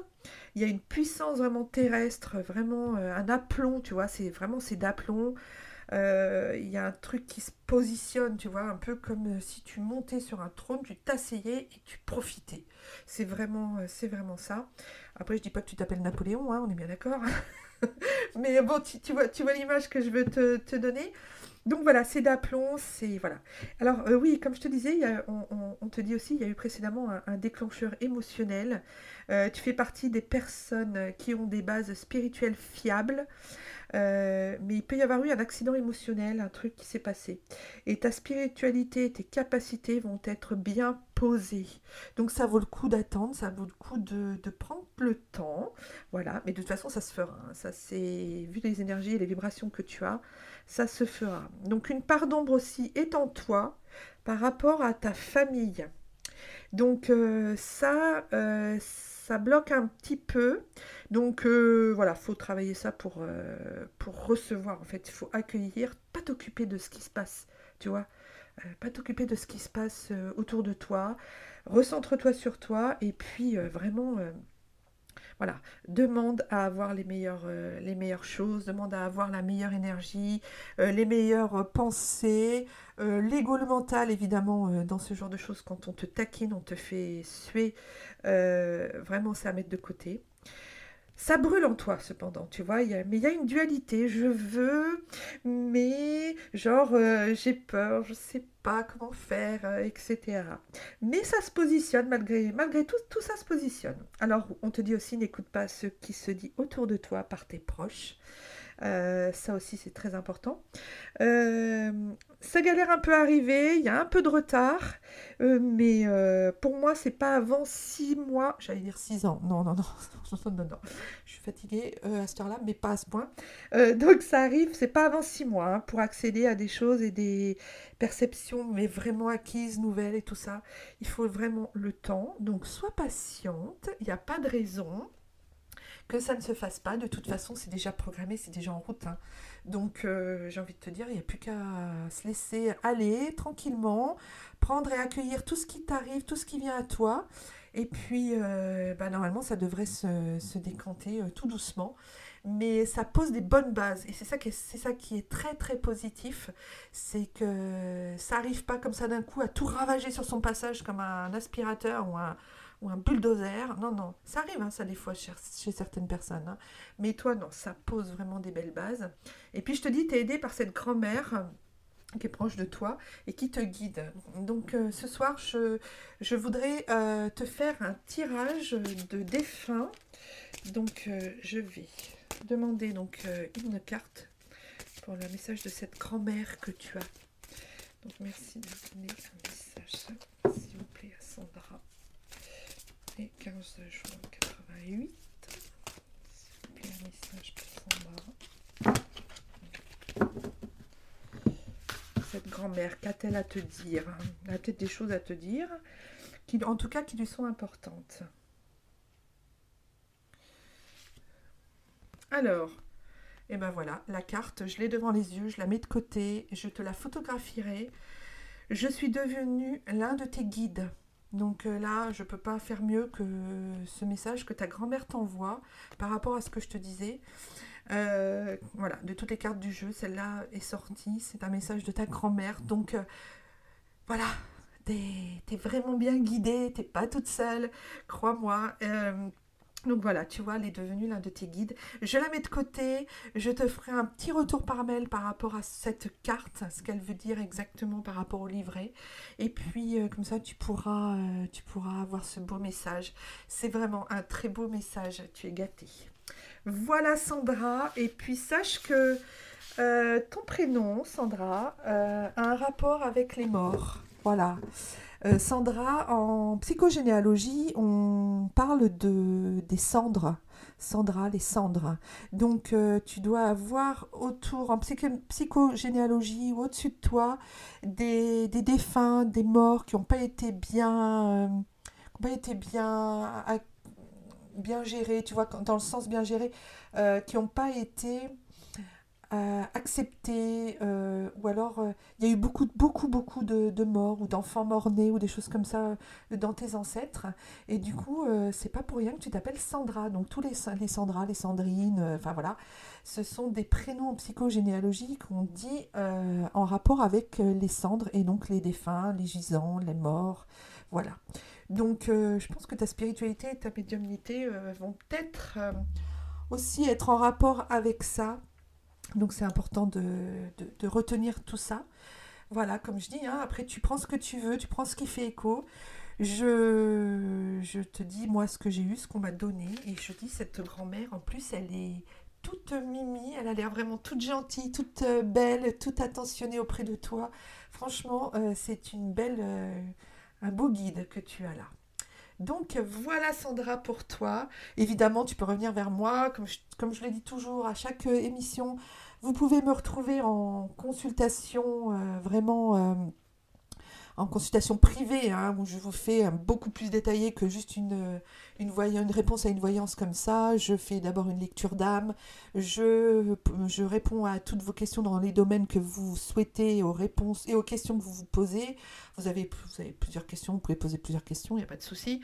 Et puis après, en général, quand c'est de la voyance comme ça, même pour la guidance, c'est pareil, j'envoie un PDF en retour pour bien noter tout ce qui s'est passé pendant la séance, et pour qu'on puisse après se rappeler, parce que quand on fait une séance, souvent on est dans l'émotionnel, on est un peu pris par ces émotions, on est un peu stressé, on a un peu peur, on n'est pas tout à fait dans notre état normal pendant les séances.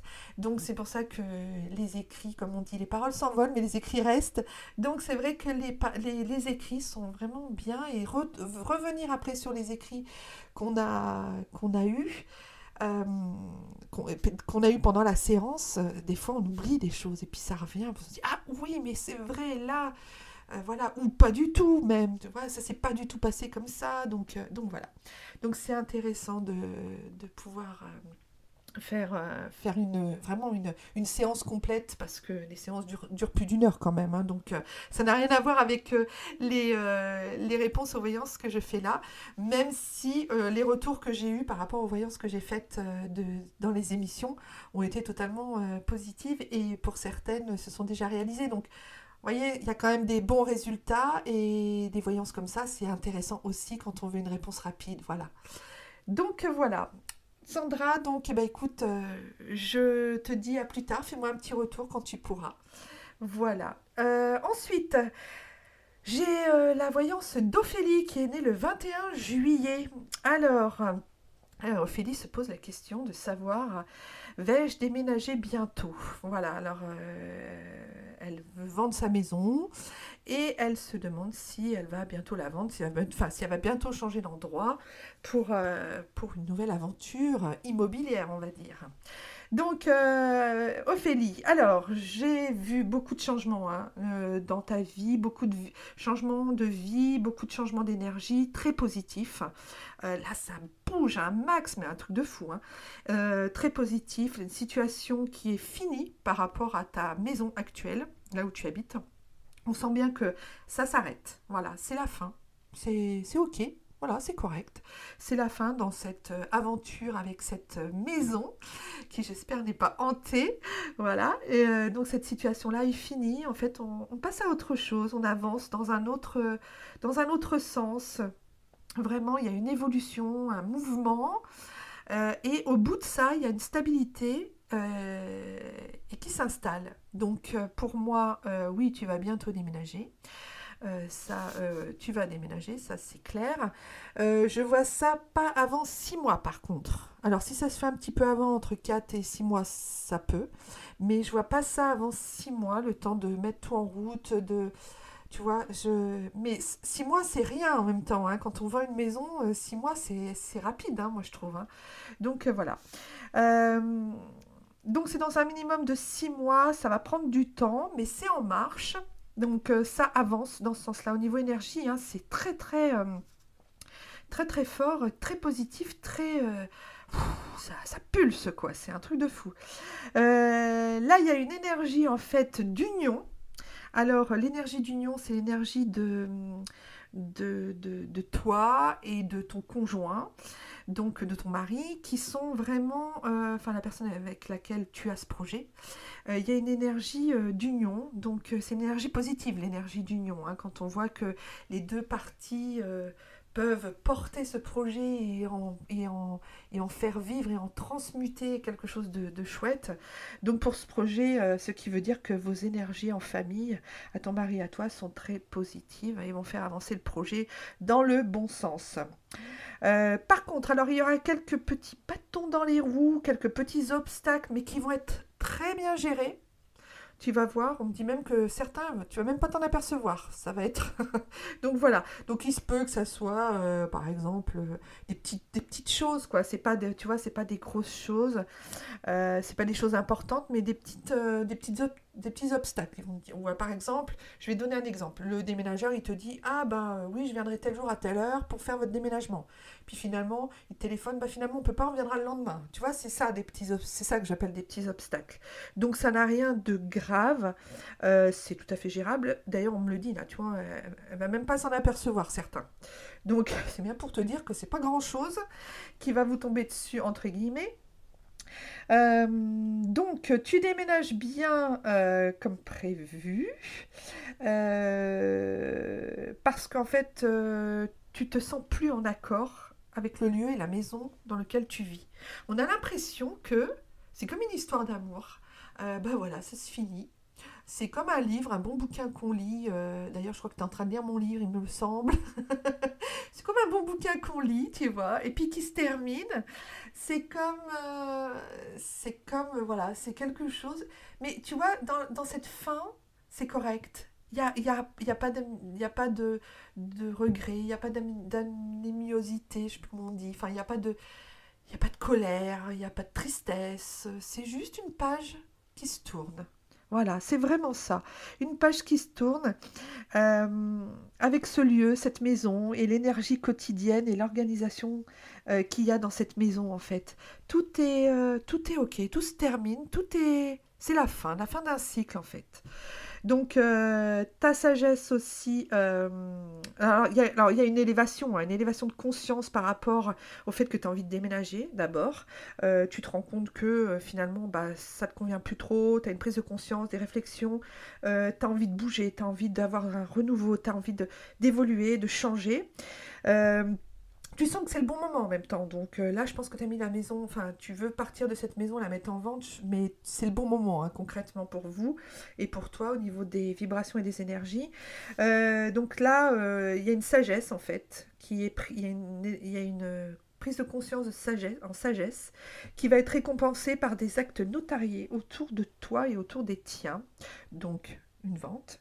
Et ce changement, il y aura une hésitation sur 2 maisons. Oui, ça, on m'a parlé de ça.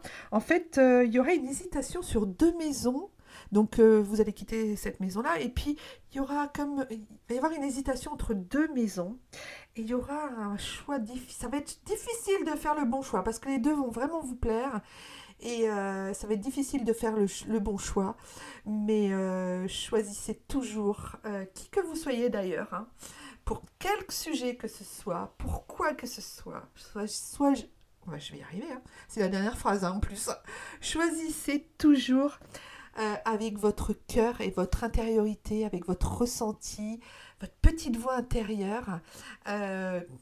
J'ai vraiment... Il y a parfois, j'ai eu comme ça quelqu'un cet après-midi, il se posait des questions, il me demandait, il n'était pas sûr, et je lui dis, mais qu'est-ce que tu en penses ? Toi, tu donnerais une réponse à ta problématique, tu dirais quoi ? Et il me donne une réponse, et je lui dis, là, c'est ton mental qui donne la réponse. Il me dit, oui, c'est vrai. Je lui dis, et ta petite voix intérieure, ton âme, ton cœur, qu'est-ce qu'il te dit ? Il te dit ça ? Eh ben, moi, j'ai eu la même réponse, j'ai eu le même message pour toi. Donc, voilà, vous voyez, c'est vraiment important de s'écouter, d'être vraiment dans l'écoute de soi et dans l'écoute de ce qui est bon pour nous, parce que vraiment, c'est vraiment ce qu'il faut pour accéder à ce qui est bon pour nous sur le bon chemin et vraiment dans notre vie, c'est vraiment ce qui est bon. Voilà Ophélie, j'espère que cette petite réponse très brève, hein, toujours très brève et très rapide, voilà, tu seras arrivé jusqu'à toi. Je sais que tu regardes et que tu regardes mes vidéos, que tu écoutes les émissions sans aucun... Enfin vraiment, tu es assidu, donc tu auras ta réponse. Sinon, n'hésite pas à me faire un retour sur ce que je t'ai dit par rapport au ressenti qui se passe en ce moment en toi et dans ta famille, et dans ce projet. Et puis bah voilà, j'espère que ça va bien se passer. On attend en général le temps qu'il faut pour avoir les retours. Des fois, il y a des retours qui me reviennent comme ça de gens à qui j'ai fait des voyances, mais 3-4 mois après, j'y pense absolument plus. Et là, vraiment, c'est impressionnant. Quand eux, ils se rappellent bien, parce qu'évidemment, ça les concerne, mais moi, je ne peux pas me rappeler de tout. Et quand ils reviennent vers moi en me disant, bah, c'est OK, ça s'est bien déroulé comme ça, ou alors... ça ne s'est pas déroulé comme tu l'avais dit, il y a eu autre chose qui s'est mis en place, et puis voilà, et puis c'est OK, et puis c'est que ça devait se faire de toute façon. Mais en général, c'est plutôt dans le positif et dans l'affirmation que j'ai les réponses. Donc c'est plutôt, ils sont plutôt très sympas, là-haut, vos guides, les défunts, mon guide, enfin voilà, tous ceux qui travaillent, comme j'ai envie de l'appeler, la team qui travaille pour qu'on puisse avoir les meilleurs messages, que ça puisse nous aider, parce que c'est surtout ça, c'est que ça puisse nous aider en fait. Donc vraiment, je remercie encore, je suis remplie de gratitude par rapport à l'au-delà, à ce qui se passe, voilà, aux puissances divines. C'est vraiment important et je voulais les remercier. Je remercie aussi tous les participants, je remercie tous les auditeurs qui ont écouté cette émission ce soir. J'ai eu que de voyance, hein, mais c'est OK, que c'est correct aussi comme ça. Voilà, donc n'hésitez pas, hein, toute la semaine, vous pouvez m'envoyer vos questions par mail, sans problème. Tout est dans les descriptions, tout est sur ma page Facebook. Je marque tout le temps, j'ai tout le temps des publications qui concernent mes émissions. Donc vous ne pouvez pas louper, voilà, si vous êtes sur ma page Facebook et que vous vous intéressez un peu à ce qui se passe, vous ne pouvez pas louper. Je rappelle mon compte Facebook Christelle Tino, Christelle Medium, ma page Facebook Christelle Medium LFM, mon groupe Facebook Christelle Medium Spirit Voyante Guérisseuse, mon Instagram Chris la Medium, KRY, hein, pour ne pas se tromper. Et puis ma chaîne YouTube Christelle Medium, l'essentiel du cœur, l'essentiel comme le ciel. Le site de la radio, n'oubliez pas www.lfmradiofrance.fr. Il y a beaucoup de choses qui se passent, il y a plein de projets, d'actions, enfin, il se passe plein de choses. Sur la radio en ce moment, c'est très très très vivant. Mon livre sur Amazon, Rendez-vous avec l'au-delà, Christelle Tino. Ou alors, vous pouvez me le demander dédicacé en message privé. Et puis, je vous l'envoie sans problème. Voilà, pour ce soir, donc je vous remercie tous. Je voulais tirer une petite carte, comme j'ai fait la dernière fois. J'ai trouvé ça que c'était pas mal. Donc je voulais tirer une petite carte du petit oracle des anges ce soir pour tout le monde. Ça sera pas que pour moi, ça sera pas que pour les participants aux voyances, ça sera vraiment, je demande à ce que tout le monde puisse avoir ce message. Alors il résonnera en vous ou pas, aujourd'hui ou pas, demain ou pas, dans les jours et les semaines prochaines qui arrivent. Je vais donc tirer un message. Cadeau précieux. L'amitié, la famille et l'amour sont des précieux cadeaux. Ne perds pas de vue ce qui est essentiel. L'amitié, la famille et l'amour sont de précieux cadeaux. Ne perds pas de vue ce qui est essentiel. Et là, moi, je peux vous dire que ça fait vraiment lien avec cette émission de radio parce que cette émission de radio a été faite, au début a été conçue dans l'amitié en fait, par l'amitié de deux personnes. Voilà, j'ai une petite pensée pour Ludovic, mon collaborateur, qui se reconnaîtra dans ce message. Voilà, ce sont des précieux cadeaux, l'amitié, la famille, l'amour. Faut pas perdre de vue ce qui est vraiment essentiel. J'en parlais encore ce matin, vous voyez, ça fait écho encore avec les synchronicités sont précieuses. Et je pense que vous allez avoir aussi ce petit truc qui va dire « Ah mais oui, mais ça me parle, moi aussi. » Voilà, c'est aussi un cadeau précieux pour moi. Et puis c'est surtout un cadeau précieux pour toutes les personnes puisque ça atteint vraiment notre âme, ce beau message. Voilà, je vous dis à jeudi prochain sur LFM Radio France à 21h le jeudi. Je suis là tous les jeudis, sauf si on me pirate mon internet ou si les défunts ont décidé d'en faire autrement. On a déjà eu le cas la dernière fois. Je vais m'arrêter là. Je me permets de tous vous embrasser. Et puis, écoutez, je vous dis à bientôt. Suivez votre cœur, suivez votre âme. Et puis, on se retrouve dans une prochaine émission. À bientôt, les belles âmes. Bye bye. Vous voulez connaître votre avenir, rester en contact avec vos défunts, découvrir la médiumnité ou en apprendre plus sur le sujet du paranormal et du surnaturel? Retrouvez-moi tous les jeudis soirs.